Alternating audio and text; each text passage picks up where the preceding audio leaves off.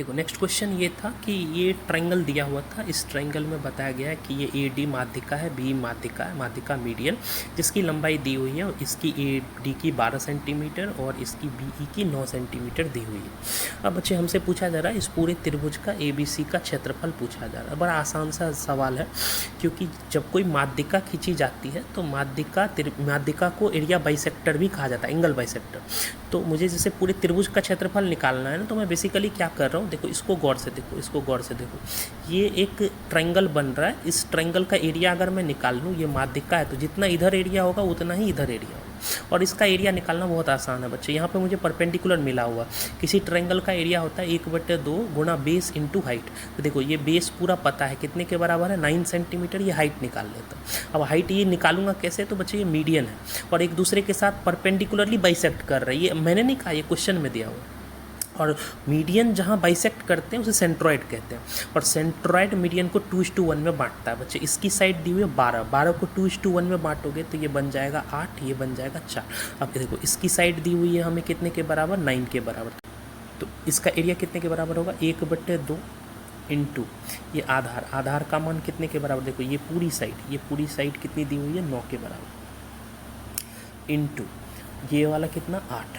तो ये हमारा एरिया पता चल गया। तो ये वैल्यू 72 का आधा कितना हो गया बच्चे, 36 के बराबर। ये जो एरिया आया, ये एरिया आया त्रिभुज ए बी ई का, और ये जो मीडियन है ये इसको पूरे ट्रायंगल को बाइसेक्ट करता है। तो इधर अगर 36 आया है बच्चे, ये वाला पार्ट अगर 36 के बराबर आ रहा है, तो ये वाला पार्ट भी 36 के बराबर होगा।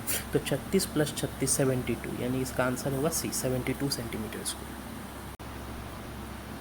नेक्स्ट देखो एक एलजेब्रा का क्वेश्चन था। क्वेश्चन में दिया हुआ था ए बी एक्स वाई ये सब वास्तविक संख्या है, रियल नंबर्स है, जहाँ a² + b² 25 दिया हुआ है, x² + y² 169 दिया हुआ है, ax + by 65, ay - bx का मान पूछ रहा है। ये k दे दिया, उसी k का मान पूछ रहा है। क्वेश्चन में ऑप्शंस दिए हुए k के मान पे। तो ये एक प्रॉपर्टी पे बना हुआ क्वेश्चन है कि ax एलजेब्रा में आप प्रॉपर्टी ये देखे होंगे, एलजेब्रा ट्रिगोनोमेट्री दोनों जगह पे यूज होती है। ट्रिगोनोमेट्री में यहाँ साइन थीटा कॉस थीटा आता था। कुछ ax + by बराबर c है, और ay देखो कोफिशिएंट इंटरचेंज हो गए। देखो यहाँ ax के साथ था, यहाँ ay के साथ आ गया, यहाँ by के साथ था, bx के साथ आ गया, और साइन माइनस आ गया। तो इसकी प्रॉपर्टी होती है कि कोफिशिएंट का square a² + b² into variable का square x² + y² is equal to right hand side में जो मौजूद है उसका स्क्वायर, 65 का स्क्वायर अब प्लस k का स्क्वायर। a² + b² 25 दिया हुआ, x² + y² 169 दिया हुआ, और ये 65 स्क्वायर को इधर लाएंगे। तो बच्चे ये देखो, ये 25 से 69 है, 25 5 का स्क्वायर, ये 13 का स्क्वायर, तो ये 5 × 13 65 का स्क्वायर, 65 के स्क्वायर से 65 का स्क्वायर कट जाएगा, के का मान 0 के बराबर। अब इसका एक दूसरा सेकंड सॉल्यूशन भी देख लेते हैं। सेकंड सॉल्यूशन में वैल्यू पुटिंग के तहत बना सकते हैं बच्चे। a² + b² 25 है, a को 0 ले लिया तो b का मान 5 के बराबर होगा। यहाँ x को 0 ले लिया, y का मान 13 के बराबर होगा, तभी 13 का स्क्वायर 169 होगा।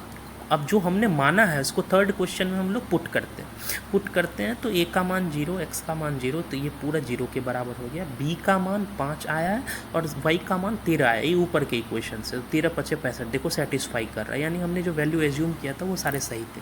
अब जो पूछ रहा है उसमें वैल्यू पुट कर देते हैं, 0 13 और -5 × x का मान 0, तो ये भी 0 ये भी 0 बराबर k का मान 0 के बराबर, ये आ गया। नेक्स्ट क्वेश्चन हमारा क्या है, नेक्स्ट क्वेश्चन था कि आपसे एलसीएम पूछा जा रहा था, सॉरी एलसीएम नहीं पूछ रहा, कह रहा कि ये नंबर और ये नंबर, इन दोनों का कि एलसीएम का यूनिट डिजिट पूछा जा रहा है। तो बच्चे ये क्वेश्चन भी बड़ा आसान था कि कैसे इसका यूनिट डिजिट हम लोग कैलकुलेट कर सकते हैं। तो यहाँ मैं एक सिंपल रिजल्ट, आप एलसीएम एचसीएफ में ज़रूर पढ़ते होंगे, मैं वो रिजल्ट यूज़ कर रहा हूँ कि एलसीएम × एचसीएफ बराबर होता है प्रोडक्ट ऑफ नंबर्स। तो प्रोडक्ट ऑफ नंबर कितना होगा, 13 की पावर 501 -1 × 13 की पावर 501 + 1, ये होगा।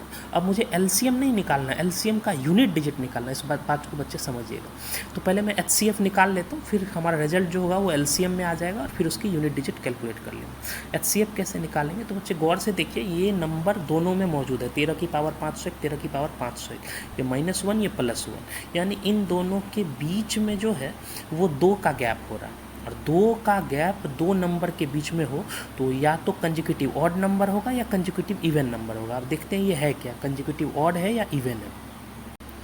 तो बच्चे आप गौर से देखेंगे तो ये 13 की पावर 13 एक ऑड नंबर है, विषम संख्या, उसकी कोई भी पावर लगाएंगे विषम संख्या में से एक घटाएंगे सम संख्या, ये भी सम संख्या हो जाएगी। तो ये सम संख्या बीच में 2 का गैप है, तो ये लगातार सम संख्या होंगी बच्चे। और कोई भी 2 लगातार सम संख्या आप उठाकर देख लीजिए, कोई भी लगातार सम संख्या, जैसे मैं लिखता हूँ 8 और 10, तो इनका HCF जो होगा वो हमेशा 2 के बराबर होगा। तो बच्चे HCF की वैल्यू कितने के बराबर आ गई? 2, ये 2 आ गई। अब इसका यूनिट, इसको भी मल्टीप्लाई नहीं करना, यूनिट डिजिट निकालना। यूनिट डिजिट निकालने का क्या तरीका होता है? तरीका होता है बच्चे, जो देखो सबसे पहले तो 13 का 1 हटा देते हैं, 3 से मतलब है, 1 हटा देते हैं, 3 से मतलब है। अब जो पावर है उस पावर में 4 से भाग देते हैं, रिमाइंडर निकालते हैं। 4 से भाग देने पर रिमाइंडर निकालने का तरीका लास्ट की 2 डिजिट, लास्ट की 2 डिजिट क्या है? 1, यानी यहाँ रिमाइंडर क्या आएगा? 1, यहाँ रिमाइंडर क्या आएगा? 1। तो 3 की पावर 1, 3 में से 1 गया 2, देखो 2 से ये वाला 2 खत्म हो जाएगा। और यहाँ क्या बचा बच्चे? 3 की पावर 1 + 1 4, यानी LCM नहीं लिख रहा हूँ मैं, LCM का यूनिट डिजिट लिख रहा हूँ, और यूनिट डिजिट का मान कितने के बराबर होगा? 4। तो इसका राइट आंसर 4 के बराबर।